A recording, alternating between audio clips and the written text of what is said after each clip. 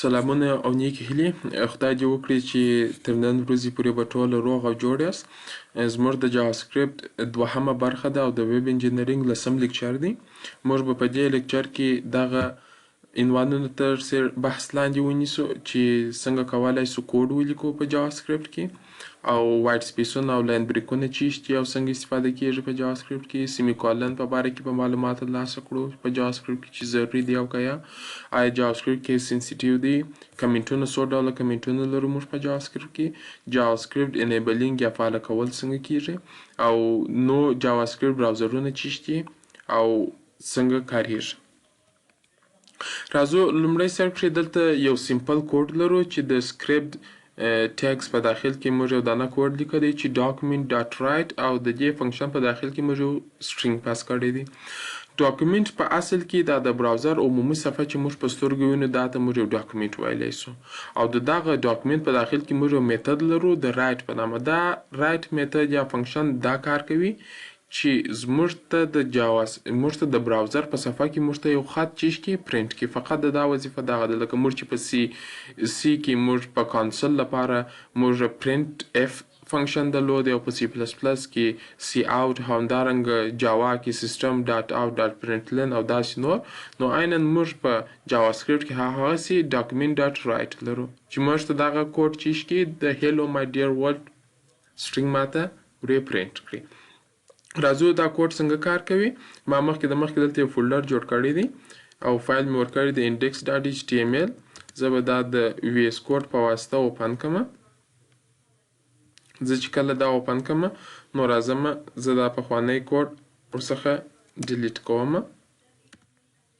دلته زه ورته وایم چې ته ډاکومنټ ته ولاړ شه په ډاکومنټ کې رایټ فنکشن ته کال وکړه او په هغه په داخل کې زه ورته وایم چې چی شي hello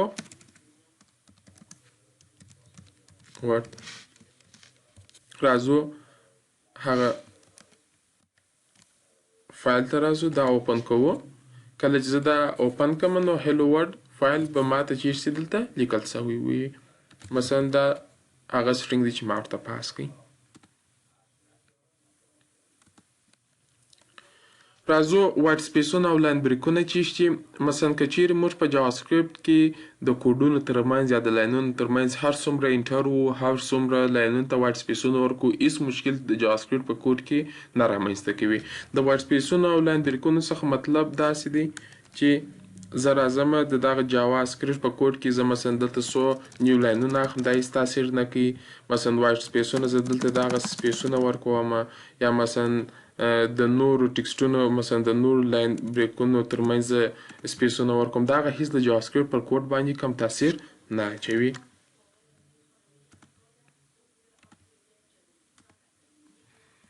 او همدارنګه سیمی کولنونه څنګه استفاده کیږي. موږ په جاواسکرپټ کې سیمی کولن اپشنل دی. اپشنل په دې معنی یعنی کولای سو چې هم یې ورکړو او کولای سو چې نه یې کړو یعنی که چیرې موږ سیمی کولن د هر سټیټمنټ په اخر کې ورنکو کم ایرر موږ ته نه ښکاره کوي. خو دلته دوه کیسې دي که چیرې موږ د جاواسکرپټ کوډ داسې لیکو چې مثلا یو وریبل زه جوړوم چې په هغه کې 0 ذخیره وي او بل وریبل د انټیجر له ټایپه جوړیږي چې 0 پکې ذخیره کیږي په اخر کې سیمی کولن نه لري هر یو په نیو لاین کې لیکل شوی دی هیڅ مشکل نه لري. او که چیرې موږ دغه کیس وګورو چې په یو لاین کې موږ څو متواتر د جاواسکرپټ سټیټمنټونه ولرو نو دلته بیا موږ ته ضرور موږ څخه سیمی کولن غواړي تر څو انټرپریټر په دې باندې پوه شي په دغه یو لاین کې موږ د جاواسکرپټ څو سټیټمنټ لرو درې چې یو سیمی کولن دوه سیمی کولن او درې سیمی کولن سره چی شوي دي جلا شوي دي. راځو کیس سنسیټیو موضوع ته. د کیس سنسیټیو موضوع داسې ده یعنی آیا که چیرې موږ په جاواسکرپټ کې یو وریبل په کوچني توري سره شروع کړو یا په غټ توري سره شروع کړو خو البته نومونه یا توري به سره یو وي آیا دا فرق کوي؟ هو بالکل یې کوي. مثلا دلته موږ په ټکسټ کې لرو چې د ټایم وریبل د ټایم د وریبل سره ډیر فرق کوي. ټایم ځان ته وریبل دی او ټایم چې په کوچني تورو سره دی ځان ته وریبل دی. مثلا زه داسې راځم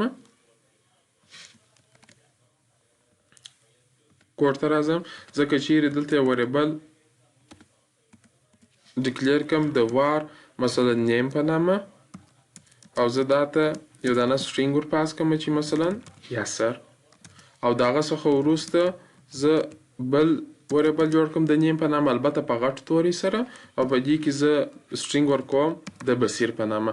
البته دغه نیم او دغه دوهم نیم دا دواړه سره چیشتي تفاوت کوي.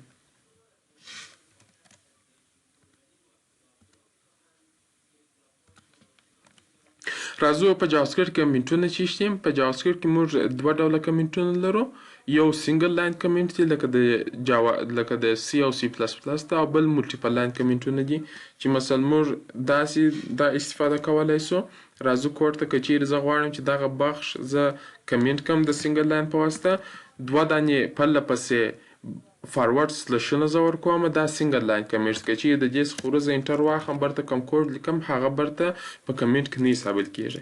خو ځینې وخت ضرورت پیدا کیږي چې موږ ملټیپل لاین کمنټ ولرو، نو هغه په فارورډ سلاش هیسټریسک ډبل او په فارورډ سلاش سره برته خلاصیږي، انټر اخیستل کیږي.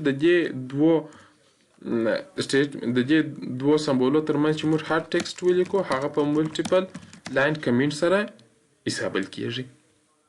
خو یوه بله خبره البته هم شته چې موږ کولی سو د سکریپټ ټیګ په داخل کې موږ د HTML کمنټ هم استفاده کو. خو دا اوس بیخي له منځه تللی دی، دا آپشن له منځه تللی ده. د دې له خاطر دا په پخوا وختونو کې مثلا که یو چا په سکریپټ ټیګ کې مثلا د سکریپټ ټیګز په داخل کې کوډینګ کوي، نو هغه ځینې براوزرونه و چې د جاواسکرپټ لپاره بې سپورټ نه درلودلی، نو ټولو خلکو به د خپل مثلا د جاواسکرپټ کمنټونه به داسې راواخیستله د دغه HTML کمنټ په داخل کې به کښېښوي وي، تر څو که چیرې هغه براوزر د جاواسکرپټ لپاره سپورټ ونه لري، نو هغه دې تر دې چیرسي او دا دې اګنور کړي سي چې هغه سټیټمنټ دغسې دی چې مثلا د HTML په دغه لومړنۍ کمنټ سره شروع کیږي او په اخر په دغه سټیټمنټ سره بلاک کیږي، یعنی کمنټ کیږي. خو د دې ترمنځ چې هر څه کوډ لیکل کېدلی، هغه به که چیرې هغه براوزر چې د جاواسکرپټ لپاره سپورټ درلود هغه به اکزیکیوټ کړی وای، او هغه براوزرونه چې سپورټ نه لري د جاواسکرپټ لپاره هغه د دې څخه تېرېدی، نو د HTML د یو کمنټ په حیث به دا بلې او تر دې به اګنور سو. خو اوس دا ډېر نه کارېږي، یعنې بیخي له منځه تللی. اوس تقریبا په هر براوزر کې جاواسکرپټ هغه کور هسته چې ده امبیډ شوی ده، ورسره اضافه شوې ده، او هر براوزر کولی شي د جاواسکرپټ کوډ رینډر کړي یا یې رن کړي. راځو دلته ټوله ډولونه ما په عکس کې درته ښودلي چې سنګل لاین کمنټونه دي، او همدارنګه ملټیپل لاین کمنټونه د دې سره شروع کیږي او داسې نور. جاواسکرپټ انیبلینګ چې موږ ځینې وخت دې ته ضرورت پیدا کوو چې په یو پیج کې یا په یو براوزر کې غواړو چې د جاواسکرپټ رینډرینګ یا اکزیکیوشن د کوډ د هغه موږ بند کو، یعنې یو پیج دې ونه کولی سي، یو سایټ دې ونه کولی سي چې زموږ په براوزر کې خپل د جاواسکرپټ کوډ چیش کې رن کړي، یا د هغه په پیج کې د جاواسکرپټ کوډ رن سي. نو هغه موږ څو آپشنه لرو. لومړنی مثلا په کروم کې که چیرې تاسې تغیر راولئ، ډیولپمنټ ټولز یا کنټرول شیفټ آی ته ولاړ سئ. د هغه څخه وروسته کنټرول شیفټ پی وهو چې هغه کمانډ سرچ بار راخلاصي، په هغه کې موږ جاواسکرپټ انیبلینګ یا ډیسیبلینګ لیکو، کولی شو چې جاواسکرپټ انیبل کو یا ډیسیبل کو، هغه آپشن انتخابو او انټر وو. دا کار څنګه کیږي؟ زه راځم دلته دا صفحې ته راځم، په دلته دا درې ټکي چې دي دلته زه راځم مور ټولز ته، او مور ټولز څخه وروسته زه ډیولپر ټولز ته راځم. دلته چې رالم زه پر دې صفحه باندې کلیک کوم، کنټرول شیفټ پی وروم. کنټرول شیفټ پی چې ما ورواله داسې یو صفحه راخلاصیږي، په دې کې زه جاواسکرپټ چې مثلا جاوا ولیکم د یو ته ما درې آپشنه ماته راپورته کوي، په دې کې دغه زموږ دوهم آپشن په کار دی چې زه غواړم جاواسکرپټ په دې پیج کې چیر سي ډیسیبل سي. کله چې زه ډیسیبل سم دلته د سورس سره یو وارنینګ آپشن هم راځي چې مثلا په دې صفحه کې نور تاسو نشئ کولی جاواسکرپټ څخه استفاده وکړئ. د جاواسکرپټ د انیبلینګ څخه دغه موضوع وه. او وروسته نو سکرپټ براوزرونه دي، هغه په دې معنا سره چې مثلا په پخوا کې چې ما تاسو ته ویل چې ځینې براوزرونه د HTML د کمنټ څخه استفاده کول، یعنې هغه براوزرونه چې نسوای کولی جاواسکرپټ کوډ رینډر کې سپورټ یې نه درلودلی، نو هغوی د ځان لپاره یو بل ټیګ راخلاص کړی د نو سکرپټ په نامه سي، چې نو سکرپټ وظیفه دا وکړه چې هغه براوزرونه کې د سکرپټ یا JavaScript سپورټ نه و نو هغه د نو سکرپټ رن کوي او په بدل کې دغه مسیج په هغه صفحه کې ورته شو کوي چې یعنی دا براوزر د JavaScript د کوډ د اکزیکیوټ کولو قابلیت نه لري. اوس دغه انیبلینګ او ډیس انیبلینګ لپاره زه یو څه لنډ کوډ لیکم. په زه یو دانه بټن اخلم، پر بټن باندې زه یو دانه ایونټ نصبوم. ایونټونه موږ راځو په مخکنی ویډیوګانو کې خو وایي، خو فقط زه دلته لنډه معلومات یې درکړم چې ایونټونه مثلا عبارت له یو اکشن څخه دی چې کله پر یو الیمنټ باندې یو اکشن واقع سي، په بدل د هغه اکشن کې د الیمنټ څخه کار وکړي. مثلا زه یو بټن جوړوم، زه د ان کلیک ایونټ ورکوم. زه په دې کې دننه یو فنکشن ورپاسوم چې د ورک په نامه دی. دا البته اوس موږ جوړو، یعنی زه ورته وایم چې کله پر دې بټن باندې د کلیک فنکشن یعنی پر کلیک پر وسو نو ته دغه ورک فنکشن ته ولاړ سه، او دغه ورک فنکشن ته زه په JavaScript کې زه دلته دنه فنکشن ورته جوړوم. په JavaScript فنکشن ډیر په ساده ډول سره فنکشن کیورډ لیکل کیږي، وروسته هغه د فنکشن نوم، دوه کوچني قوسونه او لاندې دوه غټ قوسونه، خلاص. نور هیڅ نه غواړي زموږ څخه، فقط زه درته وایم چې د ورک فنکشن ته کار شو، ته ډاکومنټ ته ولاړ سه. په ډاکومنټ کې ډاټ رایټ فنکشن ته یعنی په براوزر کې ماته یو میسج راکړه چې چی شي. زه ورته وایم یو کال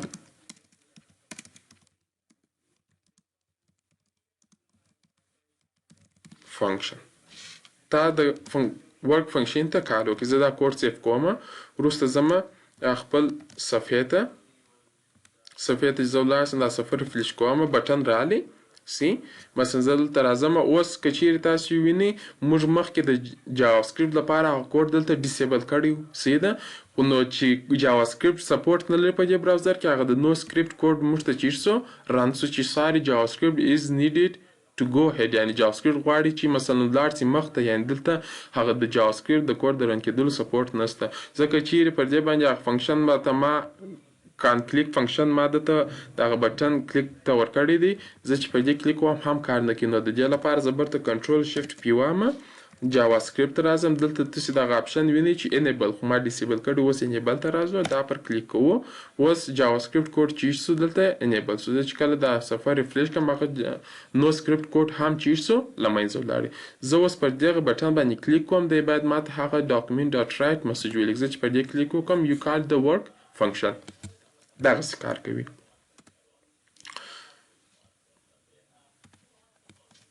خدای دې وکړي چې لیکچر څخه مو ګټه اخیستې وي. که چیرې کوم پوښتنه یا سوال یا پیشنهاد لرئ نو کولی شئ چې کمنټ کې لاندې ماته ولیکئ. انشاءالله په ژرترین فرصت سره به زه تاسو ته جواب درکړم.